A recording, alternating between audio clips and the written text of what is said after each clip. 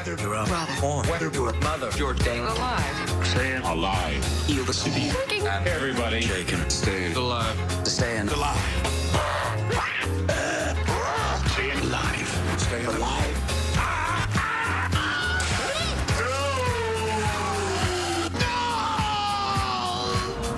Do you know this song? Of course you do! Such songs are impossible not to know, and today we will tell you about their author, Sir Barry Alan Crompton Gibb.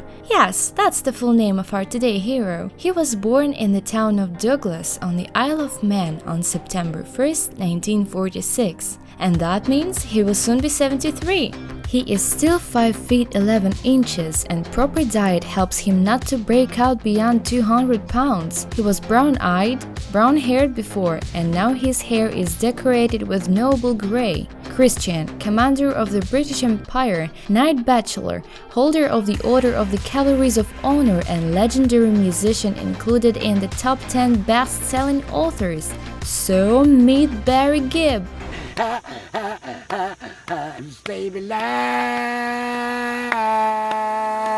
The future symbol of the disco era was born in the family of the leader band and housewife and was the second child.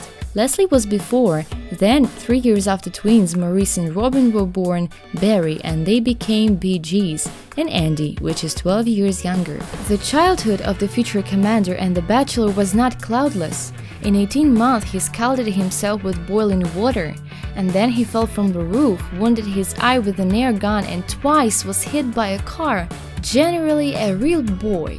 When Barry was 4 years old, his family moved to Manchester and then to the Australian Brisbane, where his musical career began. When Gibb was 9, father presented him a guitar, and he and his brothers began to give concerts in veteran clubs. Barry, Gibb, and your young brothers. Now, come on, who are you? Which is which? You're twins, eh? I'm Robin. Robin? Morris. And Morris. The guys became popular, and when Barry was 15, he incited twins, and the 3 of them left school to focus on the music solely. By the way, at the same time, the band came up with its title. First, Barry, Robin, and Maurice were called the Rattlesnakes, but then renamed the group with the initials of their producer, Bill Gates. No, not just the namesake. Then, the Gibbs went to conquer the UK. The first success came soon. Brian Epstein invited brothers, and their first hits New York mining disaster 1941 and To Love Somebody brought Bee Gees their first serious money. So serious that Barry bought himself a Lamborghini Countach, Lotus Europe and Rolls-Royce 1964, which took up the entire street where he lived. They met famous musicians, including Jimi Hendrix, and Gibb likes to tell how he greeted John Lennon's ass. Legendary Beatle didn't bother to turn his face when Barry greeted him. But the Gibbs got both success and first misunderstanding. Robin, who was the lead singer, was not as handsome as Barry was, and eventually left the group. His solo album was not successful. Maurice began to have problems with alcohol, and Barry gradually turned into a hermit who sat at home and had fun with reading TV magazines mixed with the firing of an air gun. This lasted for a year and a half, and then brothers decided to reunite Bee Gees as the popularity of it fell greatly. The situation was bad, and manager of the group saved it. He got the contract for a film about disco and asked the brothers to write a few songs. By the time, Barry, Robin, and Maurice had already had several ready tracks, and the new story of Bee Gees began. The total number of sold Saturday Night Fever soundtracks album was 15 million, and all of them were sold out. The tunes of the Gibb brothers sounded everywhere and led all the charts. Only in 1978 they took half of the year Best Songs list. And a year later the group had its own star on the Hollywood Walk of Fame. Simultaneously, Barry casually discovered that his gorgeous falsetto goes well with the new style of music, and since then the only singer could be in the Bee Gees. However, Gibb the Elder wisely decided not to repeat the previous mistakes, and therefore all the vocal parts were distributed equally among the brothers. Then everything went off the beaten path. A triumph, a permanent place among the best musicians' solo careers. There is more luck to Robin, who made his Boys Do Fall in Love and Juliet, and seldom shared projects like ESP in 1987 or albums in rock in the 1990s and at the beginning of the millennium. Then Maurice, who had been on the drugs for too long, died, and the Bee Gees fell apart. It happened in 2003, and only 6 years later, Barry and Robin found a power in themselves to make an effort to announce the reformation at least. But business hasn't gone further than conversations, and after Robin died in 2012, Barry Gibb was left alone. However, loneliness didn't threaten him. He was always in the center of attention of the girls and women.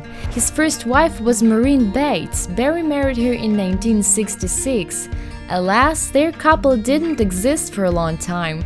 After 4 vague years of family life, they divorced. In the same year, Gibb married Linda Gray, ex-Miss Edinburgh, and feels happy to this day. When they met, she was 17, but the feelings were so strong and so great that lasted 3 years. By the way, Barry will never forget their wedding day because it was his birthday. They had 4 sons: Steve, born in 1973, 42-year-old Ashley, Travis, who this year turned 38, and Michael, whose 35th anniversary will be held on December 1st, and a daughter, Alexander, who was born on December 27, 1991. It's interesting that all the boys continued their father's work and devoted themselves to music, and only the youngest is still looking for his way.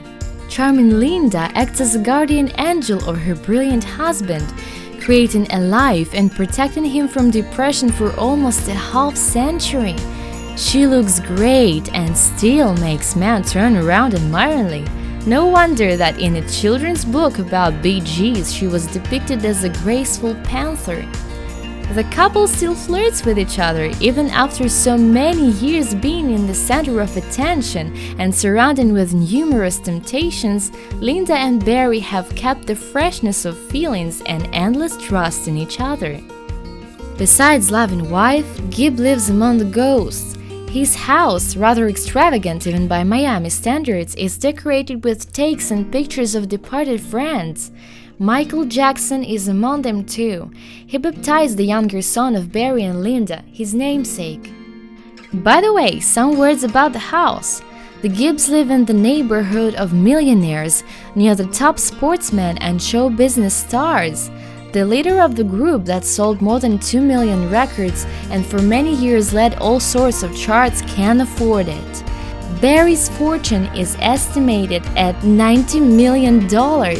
Therefore, 2 stone lions of full size guarding the entrance of the mansion, and the real basketball field is situated behind the house cannot surprise. These are in Miami.